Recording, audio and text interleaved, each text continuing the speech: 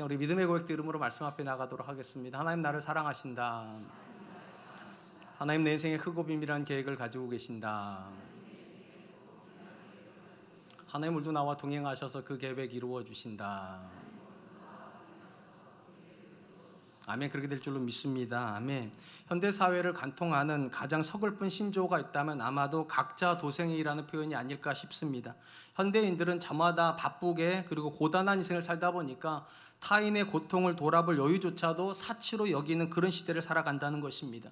나 하나 건사하기 벅차다란 탄식은 특정 개인의 것이 아니라 이 시대를 지배하고 있는 사회 공동체 전체의 가치관이 되고 있는 것이 현실입니다. 안타까운 점은 이런 극단적인 개인주의 물결이 신앙의 영역에도 깊숙이 침투하고 있다는 사실입니다. 오늘날 우리의 신앙이 오직 나만의 안위, 나만의 성공, 나만의 행복만을 위해서 도구로 전락하고 있지 않은지 우리 스스로 뼈아픈 자성을 해야 되는 시점에 우리는 도달해 있습니다. 우리는 이 지점에서 근본적인 질문을 해보아야 될 것 같습니다. 과연 성경이 말하는 신앙이 나 하나만의 문제인가? 나만 잘 되면 되고 내 가족만 잘 되면 되는 이 개인의 울타리 안에 갇혀 있어도 되는가의 문제입니다. 우리가 이 부분에서 근본적으로 생각해 보아야 될 것은 하나님께서 아브라함을 부르시고 그를 믿음의 조상으로 삼으시면서 그에게 주셨던 선언 명제가 있다는 사실입니다. 너는 복이 될지니라.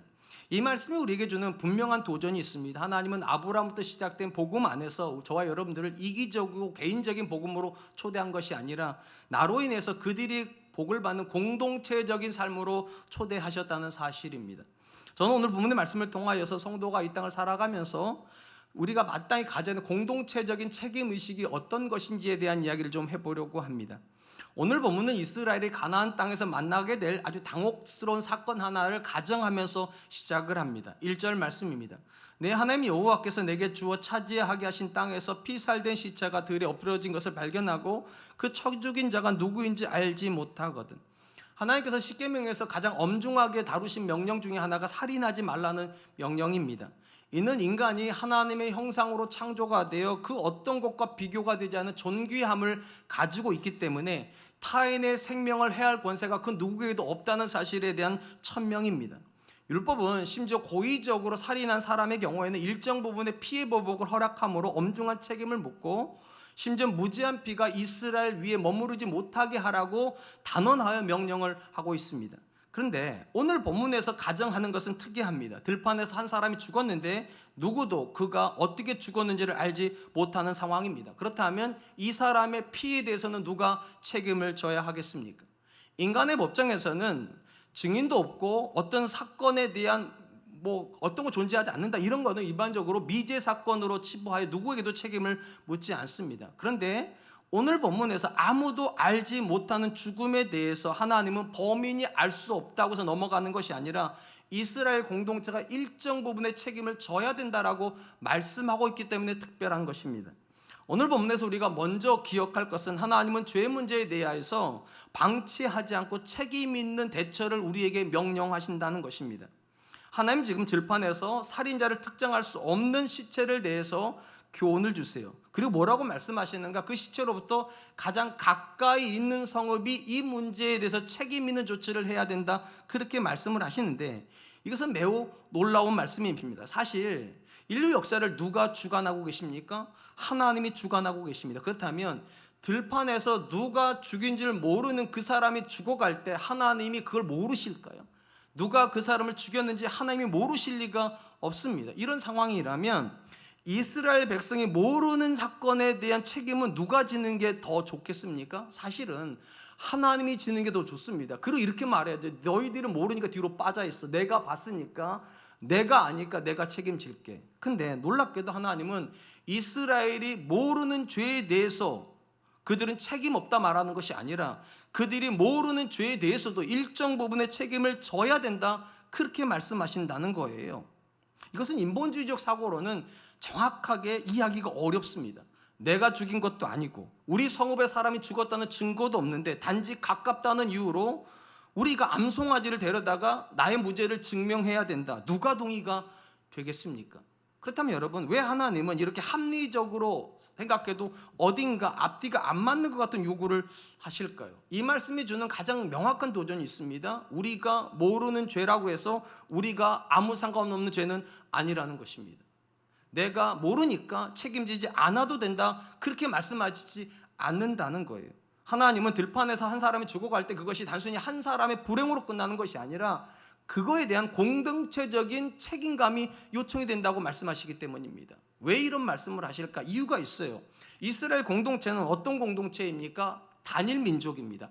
한 사람 아브람부터 출발을 해서 온 민족이 다 한 하나님을 믿는 신앙 공동체입니다. 그러면 신앙 공동체라고 하는 것은 어떤 고백을 갖습니까? 하나님 살아계심을 믿습니다. 그리고 하나님이 이 땅을 다스린다는 것도 믿습니다. 그럼 이 두 가지를 믿는다면 적어도 이스라엘 땅 안에서만큼은 완전 범죄를 꿈꿀 수 있습니까? 없습니까? 사람의 눈은 속일 수 있어도 하나님을 어떻게 속이겠는가? 이 고백이 있다면 공동체 안에서 이 신앙이 견고하다면 절대로 이스라엘 땅 안에서 들판에서 사람이 죽는 일은 벌어지면 안 된다는 거예요. 근데 그런 일이 벌어졌다는 것은 어떤 경각심을 주는 겁니까? 이스라엘 공동체 신앙이 지금 기능하지 않는다는 거예요. 적어도 공동체적인 신앙이 기능하고 있다면 그 공동체에서 나고 자랐던 사람들이 고의적인 범죄를 저지를 수 없습니다. 그래야 되는데 이스라엘 땅 안에 있는 들판에서 누군가가 사람을 죽이고 완전 범죄를 했습니다. 그러니까 하나님 말씀하시는 거, 이것이 너희와 책임이 없다고 할 수 있냐고. 내가 안 죽였으니까 내가 괜찮다고 말할 수 있겠냐고. 우리가 정말로 신앙 안에서 견고하게 서 있었으면 그런 일은 어쩌면 안 일어났을 일인데 너희의 신앙이, 우리의 신앙이 옅어졌기 때문에 이런 일이 벌어진 거 아닌가. 그래서 책임 없다 하지 말고 일정 부분의 책임을 져야 된다고. 가까운 곳에 있는 사람들이 책임을 지라고. 왜냐하면 적어도 가까운 곳에 있는 성읍에 있는 사람들이 오직 여호와의 신앙, 하나님이 이 땅을 감찰하신다는 그 믿음의 고백을 따라 정의와 공의를 실행하고 있었다면 적어도 그 마을에서 가까이 있는 들판에서 사람이 죽지는 않았을 거니까. 그런 확률은 확실히 떨어질 거니까 가장 가까이 있는 마을이 이 부분에서 일정 부분의 책임을 져야 된다, 그렇게 말씀하신다는 것입니다. 오늘날 현대사회는 극단적인 개인주의로 치닫고 있습니다. 과거에는 이렇게 이 정도로 단절되진 않았단 말이죠. 지금은 현관문을 딱 닫고 현관문 바깥에서 모든 일이 일어나도 나하고 상관없는 일로 치부를 해버립니다. 지극히 개인적입니다. 그런데 과연 성경이 말하는 성도의 삶이 이렇게 개인적이어도 되는가가 문제라는 거예요. 오히려 성경이 말하는 신앙은 절대로 개인적이지도 않고 이기적이지도 않습니다. 오히려 성경은 뭐라고 말하는가? 세상의 아픔에 대해서, 세상의 죄악에 대해서 성도가 거룩한 연대 책임을 져야 된다. 거룩한 연대 책임이 우리에게 있다. 어떻게 그럴 수 있는가?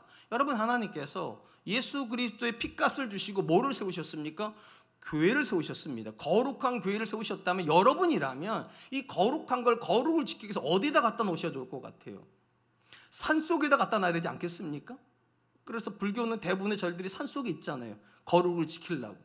아니면 수도원 같은 걸 만들어가지고 아주 사막 한 구석에 귀퉁이에다 갖다 놓고 아무도 접근 못하게 해야 될 것 같은데, 놀랍게도 하나님은 이 교회를 가장 세속적인 세상 안에다가 넣어 놓으셨습니다. 가장 거룩한 교회를 가장 세속적인 세상 가운데 넣어 놓으시고 뭐라고 선언하셨는가? 너희는 세상의 소금이다. 너희는 세상의 빛이다. 너희의 존재 목적 자체가 그들과 단절이 아니라 그들 속에 있는 거라고. 여러분, 소금이 언제 의미가 있습니까? 장단지 안에 아무리 가득 들어가 있어도 소금은 의미가 없어요. 그 소금이 음식 속에 있을 때, 부패를 막아야 되는 음식 안에 있을 때 의미가 있는 것이고, 빛이 언제 의미가 있습니까? 환한 대낮에는 그렇게 의미가 없어요. 칠흑 같은 어둠의 속에 있어야 빛이 의미가 있습니다. 이것이 무슨 말인가? 교회 거룩함은요, 단절해서 오지 않는다는 거예요. 우리만 깨끗하면 된다, 우리만 예배 잘 드리면 된다, 우리만 거룩하면 된다. 그건 신앙 아니죠. 교회 거룩은 세상 속에 있으면서 교회 때문에 누군가가 달라져야 되고, 교회 때문에 그들의 삶의 생각들이 달라지면서 조금이라도 더 죄로부터 멀어지게끔, 조금이라도 더 깨끗함을 향해서 누군가가 나올 수 있도록 도와줄 때 교회는 드디어 교회다워진다는 것입니다. 따라서 세상이 점점 도덕적으로 타락을 하고 부조리가 관영한 현상은 결코 교회와 무관하지 않습니다. 물론 이 말은 세상의 모든 죄에 대한 책임이 교회에 있다는 말이 아니에요. 이건 극단적이죠, 너무요. 근데 이쪽도 극단이라는 거예요. 세상이 더러우니까 우리는 깨끗하면 돼. 이것도 너무 극단이라는 거예요. 왜냐하면 하나님께서 저와 여러분들에게 어떤 사명을 부여하셨나? 세상 속에 있으면서 세상을 위한 기능을 하는 성도가 되라고, 세상의 썩음을 막아내는 소금의 역할을 하고 세상의 어둠을 들춰내는 빛의 역할을 하라고 말씀하셨다는 점에서 우리는 세상에 대한 일정 부분의 책임을 져야 됩니다. 여러분들도 지셔야 됩니다. 그리고 그것을 세상 모든 죄를 책임지러 말하는 게 아니라는 사실도 기억하십시오. 가까운 지역에 있는 마을이 자기 들판에 있는 죄를 책임지는 거예요. 가까이 있는 거, 내가 감당할 수 있는 부분에 대한 책임을 하나님은 여러분들에게 지우시고 성도는 그 책임을 지겠다고 결정하는 사람이어야 된다는 것입니다. 사랑하는 성도 여러분, 우리 가정에서 자녀들이 어긋난 길로 갈 때 그것이 자녀만의 문제라고 생각하는 부모가 있을까요? 야, 네가 잘못된 선택을 했구나. 나도 그렇게 안 살았고 내 남편도 그렇게 안 살았는데 너는 도대체 누구 닮아 그렇게 사냐? 우리 중에 그러는 부모가 있습니까? 사실은 건강한 부모들은 다 어떻게 생각을 합니까? 내 자녀가 잘못된 길로 간 것은 내 책임 아닌가 생각을 하죠. 내가 잘못 가르쳤나?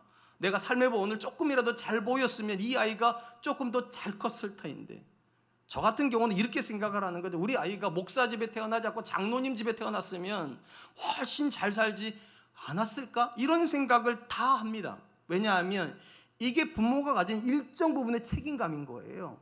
남의 자녀라면 내가 그 책임을 지겠냐는 거예요. 근데 내 자녀잖아요. 내 자녀니까 책임감의 범위가 훨씬 넓어지는 것처럼 성도도 똑같다는 거예요. 내 인생만 사는 존재가 아니라 내 가까이 있는 사람들에 대해서 일정 부분의 책임을 져야 된다. 제가 앞에서 그렇게 말씀드렸어요. 세상의 모든 죄를 책임지지 않습니다. 근데 내 주변에 있는 사람들에게 내가 선한 영향을 끼쳐준다면 적어도 그들이 내 곁에 있는 동안만큼은 선한 영향을 받지 않겠냐는 거. 그러면 그들의 일정 부분의 잘못된 생각이 교정되지 않겠습니까? 분명히 나랑 똑같이 항상 만나면 부부싸움하는 부부였는데 어느 순간 그들이 교회를 다니더만 서로의 다름에 대해서 이해를 하고 서로를 위해서 기도해 준다는 얘기를 들으면, 야, 나도 한번 교회 가봐야 되겠다. 어떻게 사람이 저렇게 달라질 수 있을까? 그러니까 이 사람이 거룩한 삶을 살면서 자기만 거룩해지는 것이 아니라 일정 부분의 그들의 거룩의 일정 부분의 책임을 지고 있는 것입니다. 그래서 이 부분도 그렇게 얘기하는 거예요. 모든 들판에 이름 없이 죽어간 사람들의 죄를 책임지는 것이 아니라 나랑 가까이 있는 들판에서 죽어간 사람들에 대한 책임은 우리 공동체가 일정 부분은 져야 된다.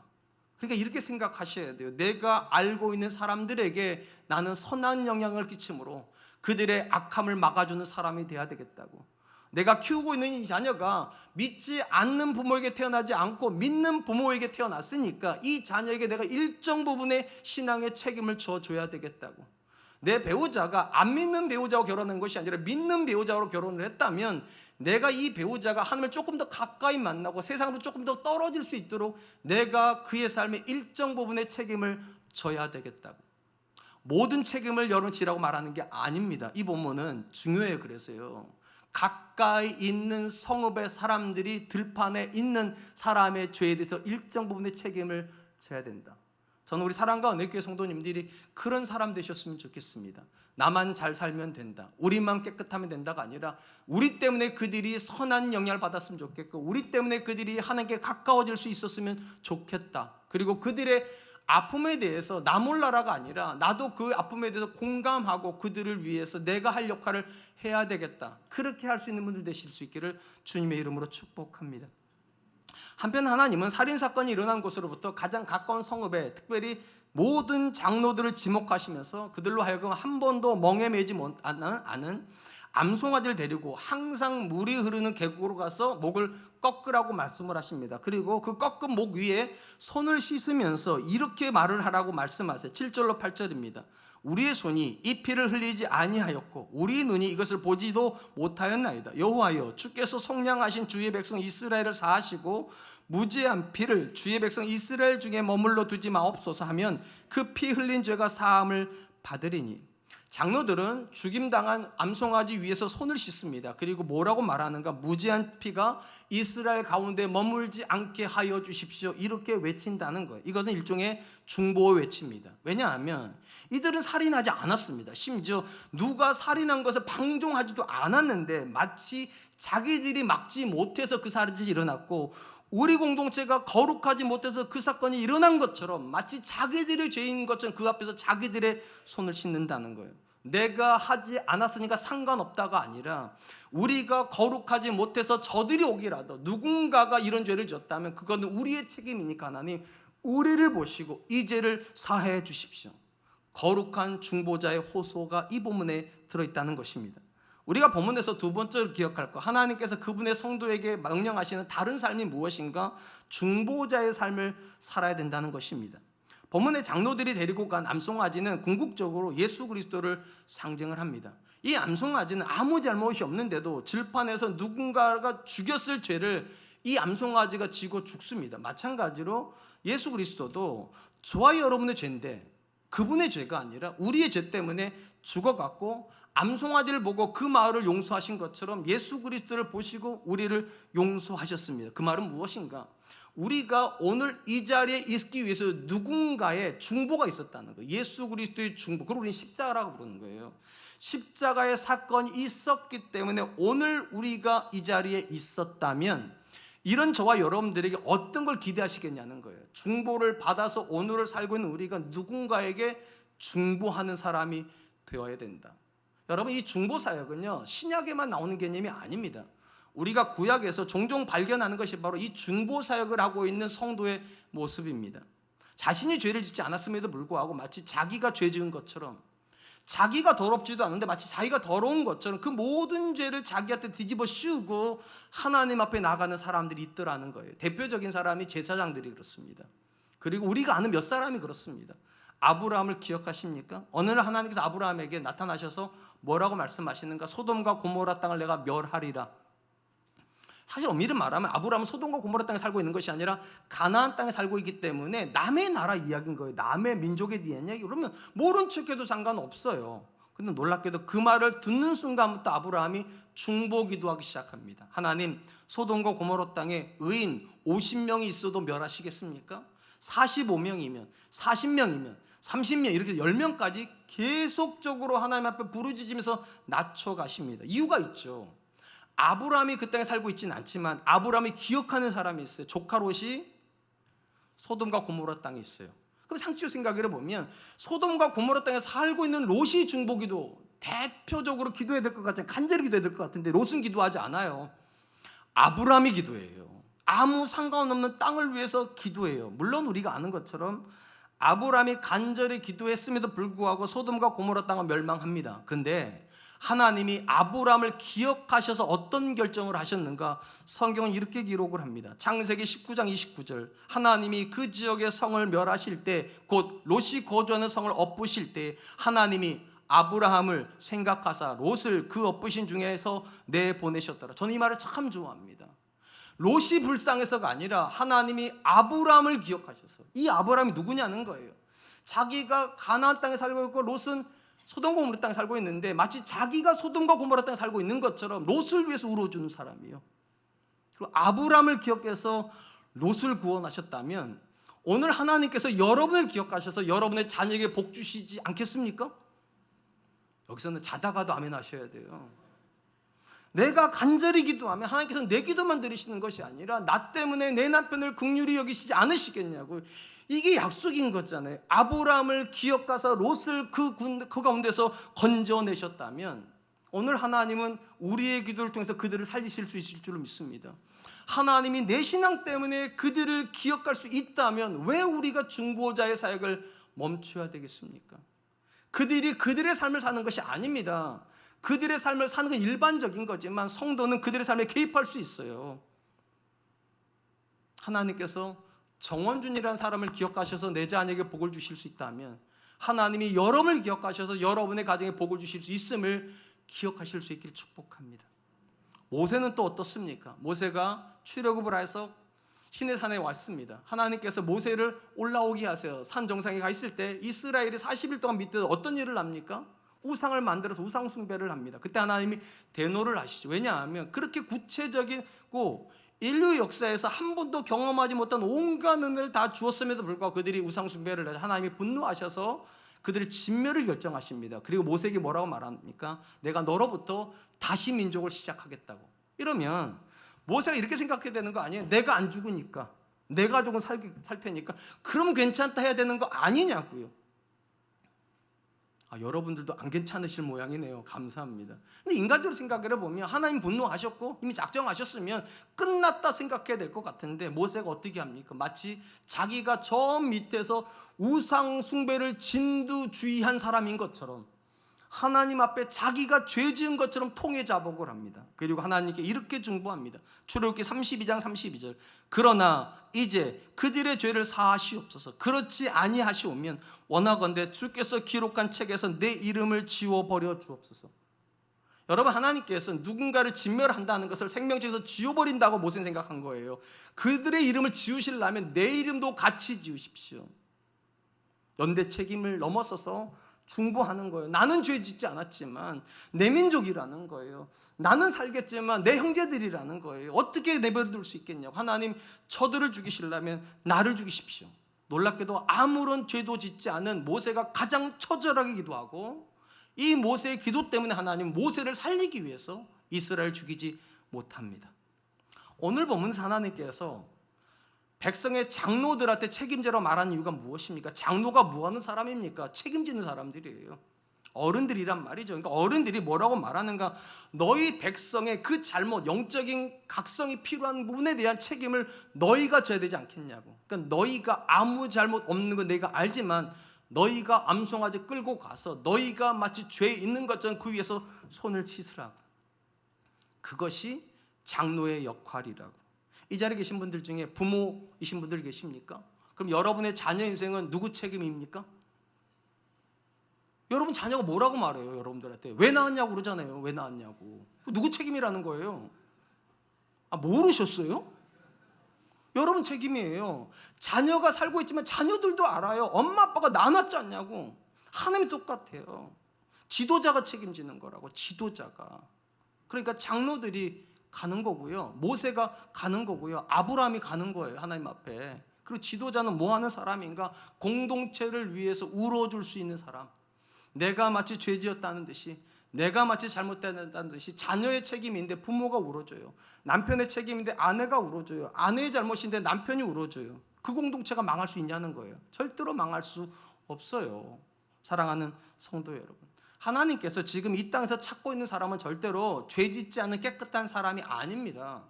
하나님이 찾으시는 사람은 죄 짓지 않으면서 마치 죄 지은 사람처럼 울부짖고 있는 사람이에요. 제가 지금 중요한 말을 했어요. 죄를 안 지었으면서도 마치 죄 지은 것처럼 울부짖는 사람. 누구 죄 때문에요? 내 자녀 죄 때문에요. 내 배우자의 죄 때문에요. 우리 공동체의 아픔 때문에요. 이 사회의 타락함 때문에요. 놀라운 건 아무런 죄를 짓지 않았던 아브라함이 기도할 때 롯을 살리셨어요. 아무런 우상숭배를 하지 않았던 모세가 마치 우상숭배한 것처럼 울부짖을 때 하나님께서 이스라엘을 구원하여 주셨다면 지금 우리가 깨끗하다는 것이 어떤 의미여야 될까요? 깨끗하다는 것은 여러분의 자녀를 위해서 울고 있다는 겁니다. 여러분의 배우자를 위해서 울고 있다는 것이고 이 나라 이 민족을 위해서 울고 있다는 것입니다. 교회의 본질은 다시 말씀드릴게요. 세상 속에서 그들을 위해서 울어주는 존재가 교회입니다. 그리고 그렇게 할 수 있어야 하지만 하나님께서 교회를 통하여서 세상을 축복하실 것입니다. 그런 점에서 타인을 정죄하고 책망하기 이전에 그들을 위해서 울어줄 수 있었으면 좋겠습니다. 자녀를 보면 속 터질 일이 한두 가지입니까? 배우자를 보면 속이 무너질 일이 한두 가지입니까? 이렇게 말하면 다 아내분들은 다 호기를 이러세요. 근데 그게 아니라 그건 누구나 경험하는 건데 예수 믿는다는 게 무엇입니까? 그 속 터지는 마음을 가지고 하나님 앞에 와가지고 내 가슴을 치는 거예요. 배우자 가슴을 치는 게 아니라 내 가슴을 치는 거예요. 하나님, 내가 잘못 살아서 내 남편이 저런 겁니까? 내가 잘못해서 내 자녀가 저러는 겁니까? 내가 하나님께 깨어있지 못해서 우리 가정이 이러는 겁니까? 하나님, 나를 때리시고 내 남편 살려주세요. 나를 치시고 내 자녀 살려주시면 여러분 안 때려 절대로 하나님이요. 때리라고 하는 사람은 절대로 안 때리세요. 하나님은 안 맞겠다 하는 사람만 때리시는 거지. 그러니까 맞으세요. 하나님 앞에 가서 하나님, 나 생각하셔서 내 남편 살려주세요. 나 생각하셔서 내 아내 살려주세요. 나 생각해서 우리 교회 살려주세요. 전 저와 여러분들이 하나님 찾으시는 중보자가 될 수 있기를 주님의 이름으로 축복합니다. 이제 마지막입니다. 이 마지막은 좀 약간 앞뒤가 안 맞는 내용일 수도 있는데 전쟁의 상황에서 포로를 잡았을 때, 특별히 이 포로 중에 아름다운 여인을 아내로 삼으려고 하는 남자에게 주시는 명령입니다. 하나님께서 이렇게 말씀을 하세요. 12절과 13절에 그를 내 집으로 데려갈 것이요 그는 그 머리를 밀고 손톱을 베고 또 포로의 의복을 벗고 내 집에 살며 그 부모를 위하여 한 달 동안 애곡한 후에 내가 그에게로 들어가서 그의 남편이 되고 그는 내 아내가 될 것이요.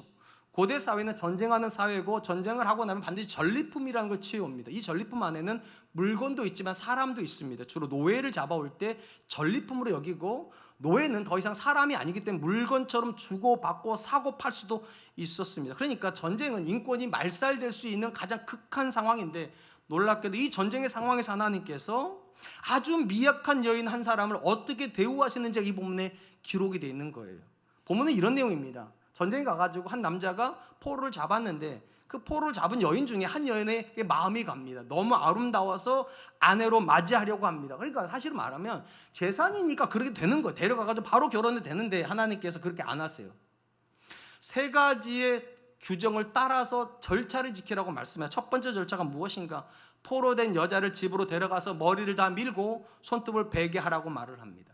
이것이 어떤 내용인지 정확하진 않지만 대체적으로 동의가 되는 것은 이 머리를 밀고 손톱을 자르는 것은 이방의 부정한 풍습과 우상 숭배로부터 단절을 선언하는 겁니다. 머리를 다 밀고 잘라내면서 내가 과거의 우상 숭배자의 삶을 털어내겠다, 이런 의미로 그렇게 하라는 거예요. 두 번째, 그녀가 입고 있는 포로 의복을 벗기라고 그렇게 말을 합니다. 고대는 의복으로 신분을 가리켰죠. 그렇게 실크를 입냐, 실크도 색깔에 따라서 신분이 다 나뉘지요. 영화 같은 거 보셨잖아요. 일반적으로 보라색은 누가 입습니까? 귀족들이 입잖아요. 그런 식으로 해가지고 옷을 가지고 신분을 표현을 하는데 포로에게 입힌 옷이 있는데 그 포로 의복을 벗겨주라는 건 단순히 의복을 벗겨주라는 것이 아니라 포로의 신분을 벗겨주라는 겁니다. 그리고 뭐를 입히라는 거예요? 자유자의 옷을 펴주라고. 이제는 너의 아내가 될 사람이니까 물건 취급하지 말고 인격적인 대우를 해주라는 의미로 이해를 해야 됩니다. 이제 마지막, 이제 다 끝났어요. 외적인 건 내적인 건 끝났으면 결혼하면 되는데 거기서 한 단계가 더 남아 있습니다. 30일 동안 애곡할 시간을 주라는 거예요. 잘 생각해 보세요. 이 여인이 포로로 잡혀올 정도면 그 동네에 있는 모든 남자는 다 죽은 거예요. 모든 늙은 여자도 다 죽은 거예요. 그러면 이 여인은 부모를 잃었다는 뜻이겠죠. 부모를 잃었어요. 고향도 잃었어요. 나라도 잃었으면, 여러분, 물건이면 감정이 없을 수 있어요. 물건이면. 그러니까 노예에게는 감정이 없어요. 그래야 되는 거예요. 근데 이 여자에게 노예 의복을 벗겼잖아요. 그러면 사람이라는 거잖아요. 사람이면 죽은 부모에 대한 애통함이 없겠냐는 거예요. 그럼 누가 죽였습니까? 자기를 잡아온 사람이 죽인 거잖아요. 다. 뭔 말인지 못 알아들으세요? 그러니까 지금 이 여자가 물건이 아니라 내 집에 들어온 인격체라면 이게 왜 안 고통스럽겠냐는 거예요. 하나님은 그 여인이 애곡할 수 있는 권한을 부여하시면서 인격이라고 말해주시는 거예요. 슬픔을 느끼는 존재라고. 네가 이제 아내로 맞이할 존재는 더 이상 인격이 아닌, 물건이 아니라 인격체로서 아픔을 겪으니까 네가 그 아픔에 공감해 줘야 된다고. 부모를 잃었지 않냐고, 형제를 잃었지 않았냐고, 국가를 잃어버린 거 아니냐고 30일 동안 애곡하게 한 다음에 비로소 그 여인을 아내로 맞이하라고 그렇게 명령하십니다. 놀라운 건 하나님께서 긍휼을 이야기하고 계시다는 거예요. 전쟁의 상황에서. 그리고 이 긍휼에서 가장 충격적인 선언은 14절입니다. 그 후에 내가 그를 기뻐하지 아니하거든 그의 마음대로 가게 하고 결코 돈을 받고 팔지 말지니라. 내가 그를 욕보였은즉 종으로 여기지 말지니라. 남편이 결혼 생활을 하다가 마음에 안 드니까, 여자가 원래 포로였으니까 노예시장 갖다 팔아도 되는가? 안 된다는 거예요. 그럼 안 팔면 그럼 집에서 이제 다시 종으로 부려야 되는가? 그것도 안 된다는 이유가 있어요. 내가 그를 욕보였은즉 종으로 여기지 말지니라. 엄청난 파격입니다.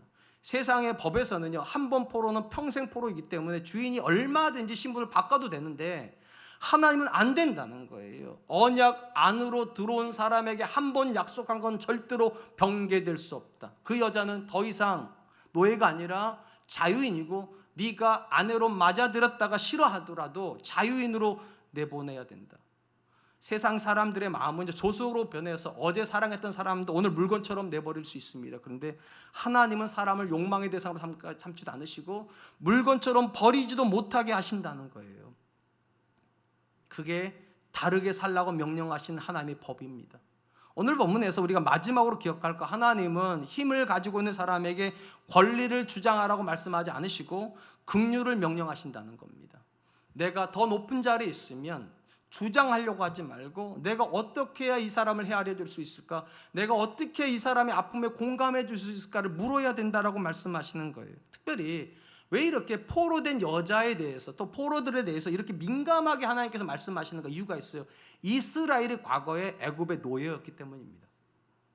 이 노예였던 이 존재를 하나님께서 그들을 받아주심으로 그들은 노예 신분에서 자유자로 왔고 하나님의 자녀가 되었다면 말을 하시는 거예요. 너희가 노예였는데 너희가 노예로 잡은 사람들 함부로 대할 수 있냐는 거예요.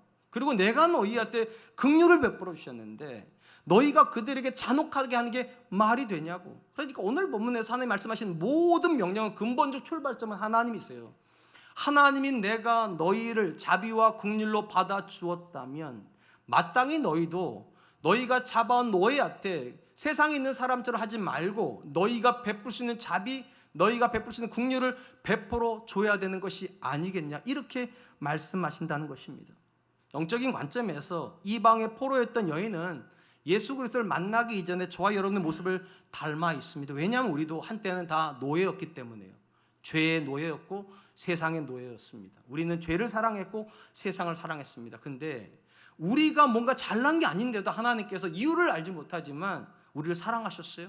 그리고 예수 그리스도로 말미암아 우리의 모든 죄의 옷을 벗겨주시고 우리의 신분을 바꿔주셔서 죄인에서 의인으로, 종에서 자녀로, 그리고 우리를 향해서 약속해 주셨어요. 내가 너와 함께 함이니라. 우리가 아무리 잘못해도 하나님 우리를 떠나지 않으시고 우리가 아무리 그릇된 행동을 해도 하나님 우리를 모르신다 하지 않은 영원한 약속으로 우리를 붙잡아 주셨어요. 이것이 우리가 고백한 은혜예요. 진짜 중요한 건 이 은혜를 받은 우리는 어떻게 살고 있냐는 거예요. 이 은혜를 받은 우리는 어떻게 살고 있는가. 긍휼을 받아서 구원을 얻었는데 여러분들의 시선 속에는 아내를, 남편을, 자녀를 바라보는 시선에 긍휼이 있습니까? 제가 지금 한 여자하고만 29년째 살고 있습니다. 굉장히 감사하게 생각하고 있습니다. 근데 이렇게 좋은 여자인데도 다 마음에 드는 건 아니에요. 솔직하게. 여쭤볼게요. 여러분 다 마음에 드세요? 남편은 아내가 다 마음에 들고 아내는 남편이 다 마음에 들고 자녀들은 다 마음에 들고 그러면 천국이죠, 그게. 근데 우리는 다 마음에 들지 않는 부분이 있어요. 그럼 과거에는 그것 때문에 이래라 저래라 너는 왜 고마워했냐 이랬단 말이에요. 그럼 여쭤볼게요. 그럼 하나님은 우리가 다 마음에 들어서 구원하신 겁니까?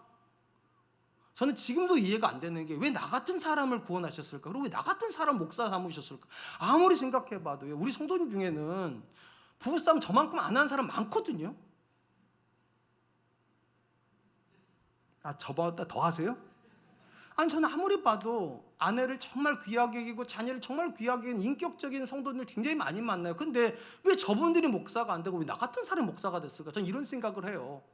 그러니까 내가 자격이 있어서 하나님께서 나한테 긍휼을 베푸신 게 아니에요. 그러면 내 아내가 자격이 안 된다고 내가 막 함부로 해도 되냐는 거예요. 나는 자격이 안 되는데 구원받았는데.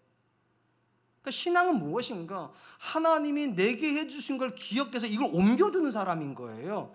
하나님이 나를 한없이 받아주시는데 내가 내 자녀한테 계속 조건을 건다. 말이 되냐는 거예요.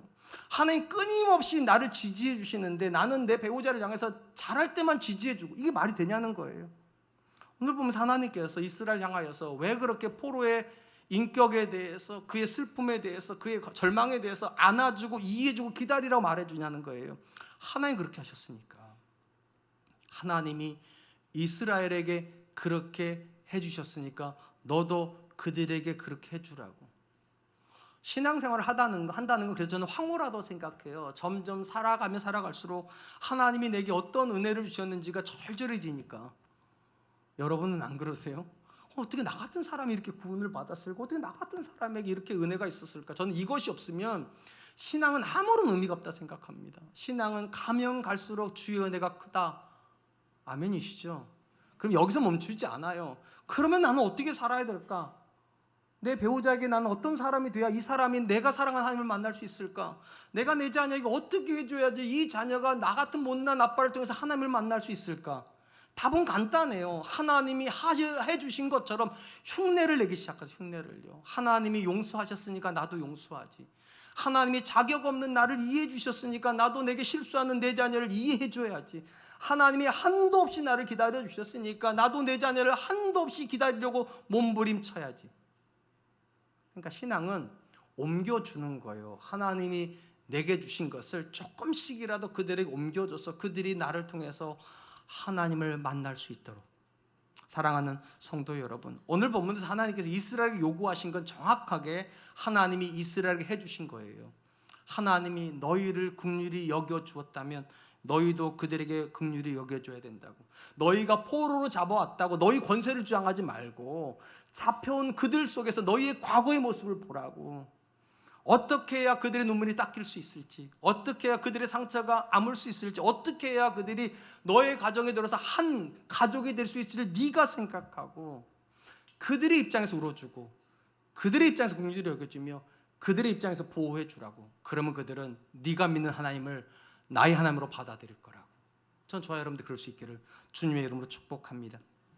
이제 말씀을 맺겠습니다. 오늘 우리는 하나님께서 믿는 공동체인 이스라엘 향하여서 믿기 때문에 어떻게 살아야 되는지 다른 삶에 대해서 세 가지 교훈을 말씀하시는. 첫 번째, 내 책임이 아닌 것에 대해서 내 책임 없다고 말하지 말라는 거예요. 모든 성도는 자기가 감당해야 될 공동체적인 일정 부분의 책임이 있어요.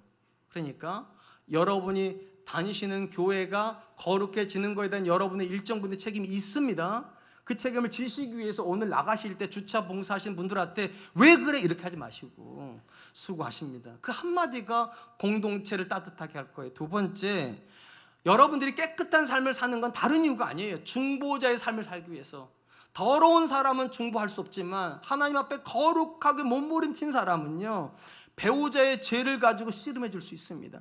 자녀의 아픔을 가지고 씨름해 줄 수 있어요. 그게 중보자인 거죠. 그러니까 하나님 앞에서 나 죄 없다고 말하지 마시고 하나님 나를 긍휼히 여기셔서 내 자녀에게 복 주십시오. 그렇게 말씀하세요. 하나님은 중보자의 삶을 명령하시기 때문입니다. 마지막 세 번째, 신앙은 뭐 하는 거라고요? 하나님께 받은 은혜를 옮겨주는 거라고요. 아무리 많은 은혜를 받았다고 권리를 주장하지 마시고 하나님이 내게 주신 것을 내가 내 배우자에게, 하나님 내게 주신 것 내 자녀에게, 하나님 내게 주신 것을 내 공동체에게, 하나님 내게 주신 것을 내 주변 사람들에게 옮겨주는 삶을 살겠다 결단하실 수 있길 주님의 이름으로 축복합니다. 주신 말씀을 기억하면서 세 가지를 위해서 기도하자. 하나님, 내가 공동체적인 책임을 지게 해주십시오. 내가 중보자의 삶을 살게 해주십시오. 내가 긍휼을 흘려보내는 사람 되게 하여 주시옵소서. 우리 같이 한번만 기도하도록 하겠습니다. 기도하겠습니다.